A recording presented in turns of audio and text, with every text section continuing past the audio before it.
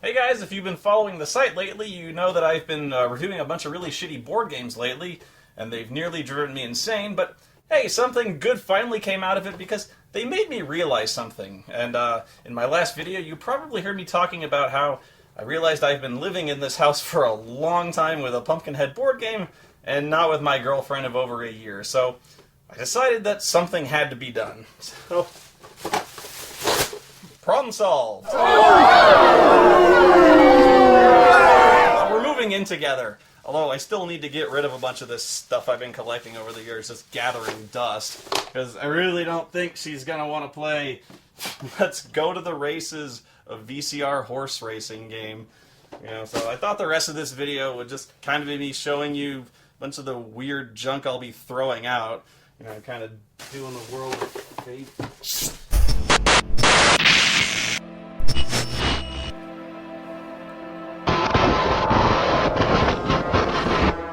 A game! I make fun of video games, you dickbag! You know, if you want to destroy the world, I would not exactly put Torment a Loser Internet Critic near the top of my list. You know what? Fuck it. I'm talking to Sephiroth, who is way uglier in real life. Fuck my life.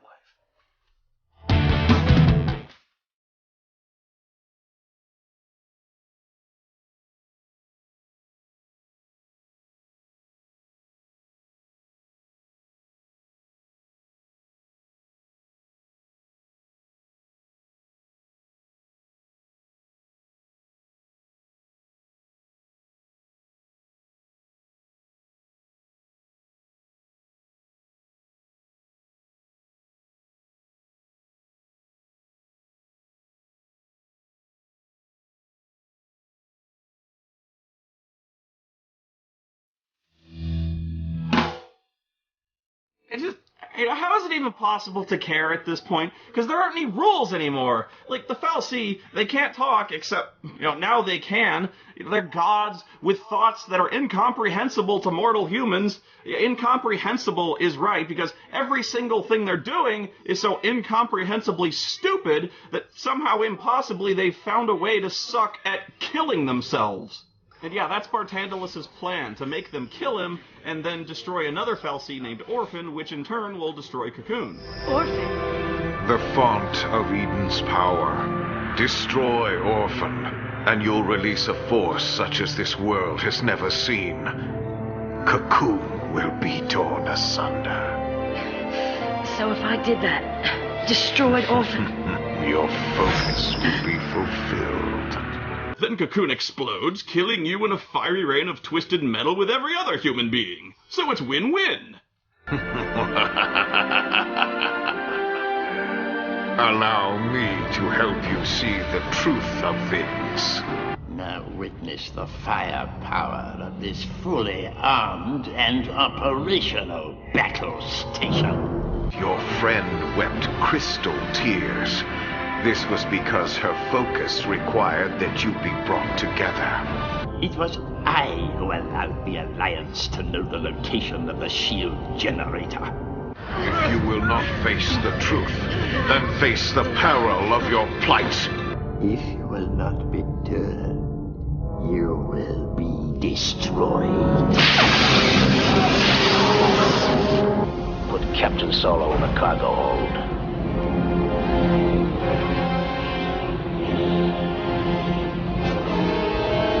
Whatever, the good guys have to escape on their own ship because the fight with Bartandalus caused catastrophic damage, making the entire place explode, taking with it hundreds of soldiers and innocent technicians just doing their jobs protecting Cocoon from these murderous psychopaths. Once again, Saz proves what a great pilot he is by immediately crashing the ship into the side of a building, which of course they inexplicably survive. Yeah, they handled it because a wizard did it. Something wanted us to make it out of there, and made sure we did. They have no idea where they are at this point, so of course they have to read a data log to have any fucking clue, which they say is some pulse ruins beneath Eden. How the hell are we supposed to know that? Got me! I give up! I thought this was Nautilus since it's the only city we've really seen, and it kinda looks like Nautilus, doesn't it? And as usual, I have no idea where Eden is in relation to anywhere else. Where are we? You know what? Doesn't matter. I'll tell you where they are, because when you come down to it, it's the only detail that matters. The longest goddamn hallway we've seen in this fucking game yet. That's where we are.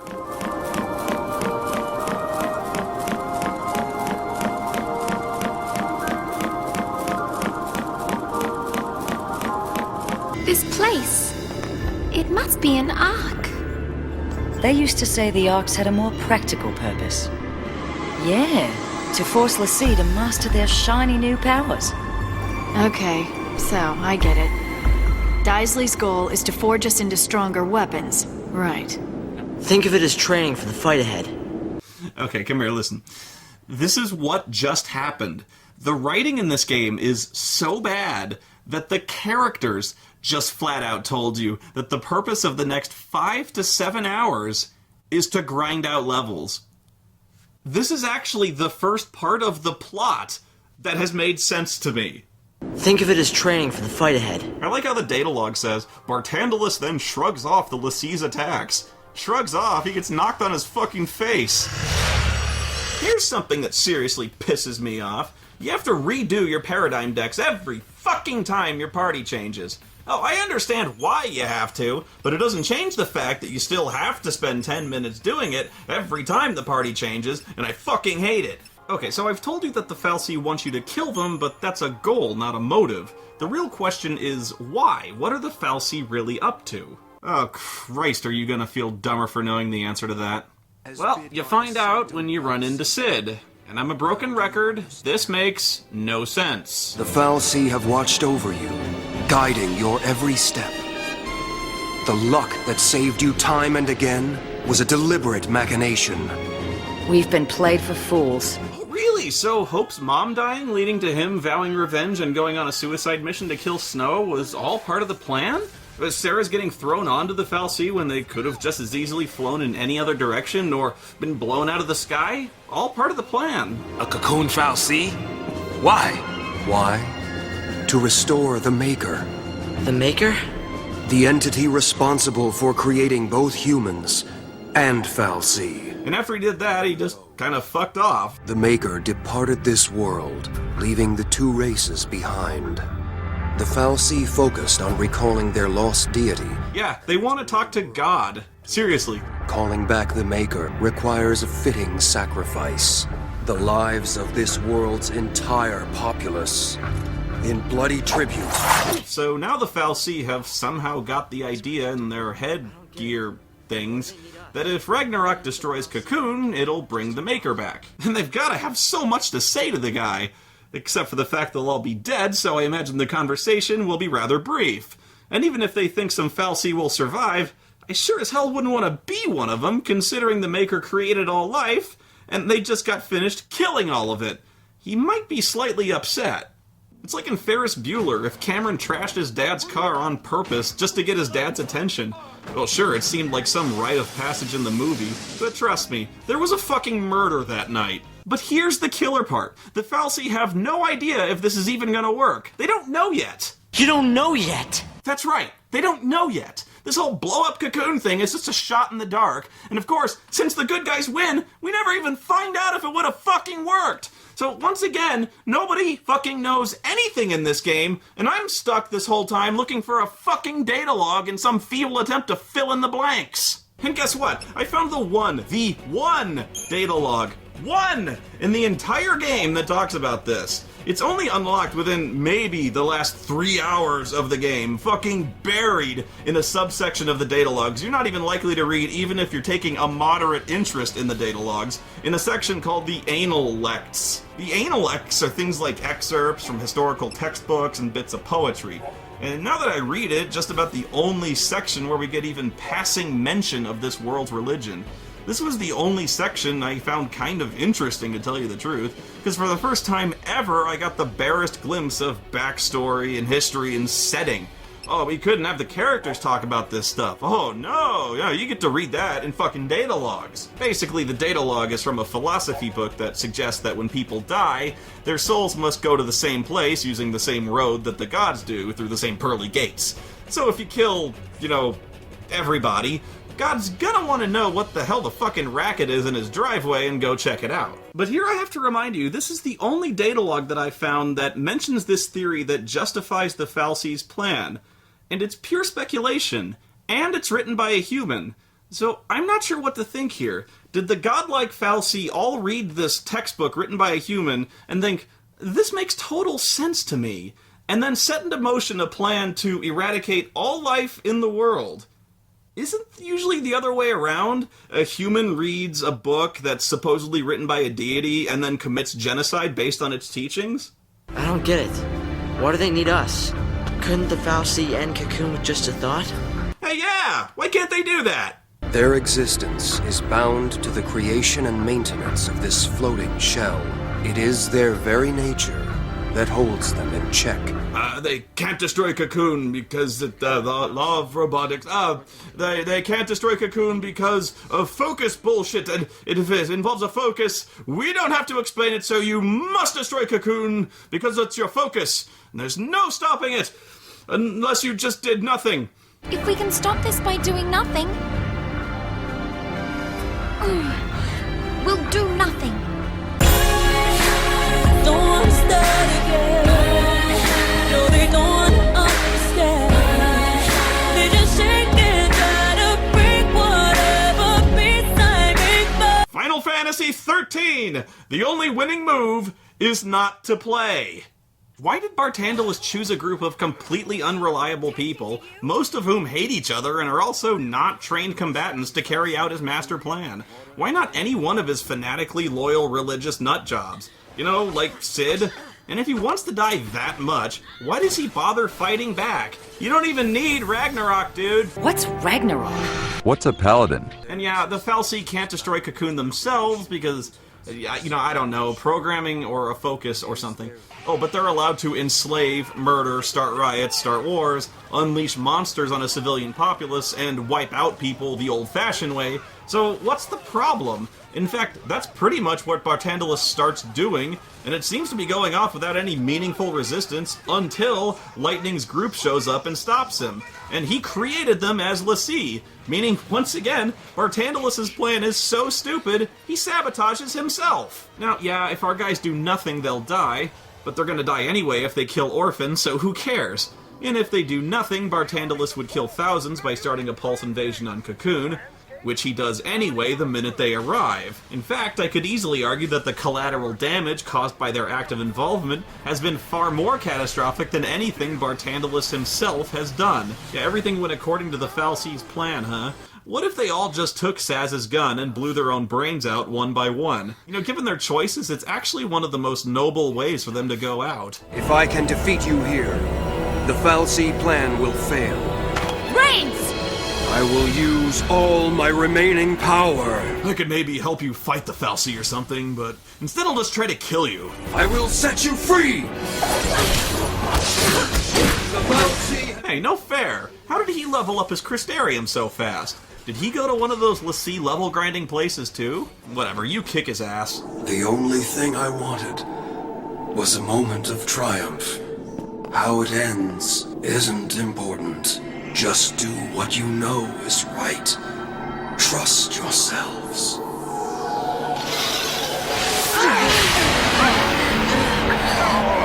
Hang on, what? His focus was to get his ass kicked and then drone on uselessly about fate for like 5 minutes? I don't think so. Looks like it's a dead end. How about down there? If the stories are right, it's a maze. This place is a boot camp for l'Cie. All kinds of challenges from Grand Pulse are waiting. I just fucking love how the characters flat out tell you that the next stage is there purely to pad out the fucking game for another couple of hours. Their conversations literally consist of, hey, look over there. Wow, that'd be a great place to just run around for a while and level up. This is the worst written game I have ever played in my fucking life. I am being real with you. I have had enough of this! Alright, well, do your worst, Grand Pulse. Let's see what kind of battle machines you can throw at us, because we need to prepare for the ultimate challenge to destroy Orphan. Oh, yes! Excellent! Robots with wheel feet wearing headphones that beat you up with balls on their fists. You know, now I can see why Cocoon began the Purge. These things just must have been fucking unstoppable. Imagine the devastation these things left in their wake. Why would anyone make these fucking things? Hardly worth the effort. It's important to note that you'll be wandering Grand Pulse for about 10 hours now, give or take. And even by the game's own admission, the good guys have absolutely no plan except just walk around and hope something eventually happens. Don't worry. I could sit here for hours. Well, something eventually happens, thank fucking God. They find Sarah! Sarah. This scene is really funny to me because it's obviously Bartandalus in disguise, right? And he's all, guys, you need to destroy Orphan because I'm Sarah! And like, right away, nobody's buying it, right? And when you can't fool Snow, that's like not being able to outsmart a box of frozen waffles. We are all shooting for the same goal here. And the result of that is this. But what I want to know is, before all this started, do you think he really thought this whole Sarah thing might have worked? You know, he's thinking, the blonde idiot, his love for the girl with the stupid ponytail will be his undoing. I will change into her slim, supple teenage form for a while, and he will be unable to resist the allure of her tight, sexy body. The feel of her firm, perky breasts and her smooth, creamy thighs. Soon I will deceive them into destroying Orphan. My plan is flawless. I mean, it works in theory, except for the fact that he's a creepy old fucker shapeshifting into the body of a sexy high school girl, and he's acting like a depraved weirdo. Just makes this scene hilarious if you imagine he really wanted this plan to work, and then it just fell apart immediately. Look how cool he plays this, right? I mean, they just completely call him on his bullshit, and he just shifts into Palpatine mode and plays it like, yes, that was but a lame example of my ultimate power. I can do so much more. You son of a... You betray your fal'Cie to chase after dreams and shadows. The world you claim to wish to protect now faces the end of days, with no hope of salvation. Come on, what is the point? You know, dressing up like his girlfriend ain't exactly playing mind games on the level of the ending to 7 if you're trying to provoke this guy to murder. Plus, you're never gonna know how long he was prancing around in Sarah's body, and never be able to mentally unsee what he was doing to himself at the time. Oh, so the fal'Cie can change their normal shape too? It's a huge scary face! I still think those Mr. Potato Head feet are just too cute. They do undermine his menace a bit, though. The time has come. What is with this guy? Why do you keep acting like you're winning? Keep slapping the shit out of him and he's always, once again you've kicked my ass and walked right into my trap. Allow me to extend my invitation to save a people beyond salvation. To denounce the evils of truth and love. To extend our reach to the stars above. Jesse! James. Cocoon suffers. Release her from the pain. This isn't going to work, man. The worst way to get people to voluntarily cooperate with you is to repeatedly try to murder them. You have nothing to offer them. No reason, no incentive for them to blow up their own home and everyone in it. There is literally nothing you could say to drive them into a murderous rage so blind that they would destroy the world just to get to you. I shall savor the demise of Cocoon from atop the highest seat in all of Eden. Stop! I know that voice. I know that voice. Will you not at least slay Orphan and make it quick? God damn it, I know this voice. I swear I do. Something about it just pisses me off. It's not Titus. It's not the guy who plays Titus. I know that. It's just... You too should hurry along to the heart of our grand capital. I need to check this. I need to check IMDb, so hold on, okay? This guy, he's doing something with his voice, and I don't know what it is, but I never forget an asshole. Come on, where is he? Bartandalus. Who the fuck is this guy? I don't recognize any of this. What the fuck? You're in my way, sir. What the fuck? You're in my spot, sir. You're in my way, sir. Ah, you fool! Need you to move. Move over, sir. You son of a bitch! What the fuck are you talking about? Get out of the way. I will punch you in the fucking soul, you fucking asshat! You're in my way, sir. Screw Cocoon! Kill this motherfucker and rape his heart as you watch the world burn! Your turn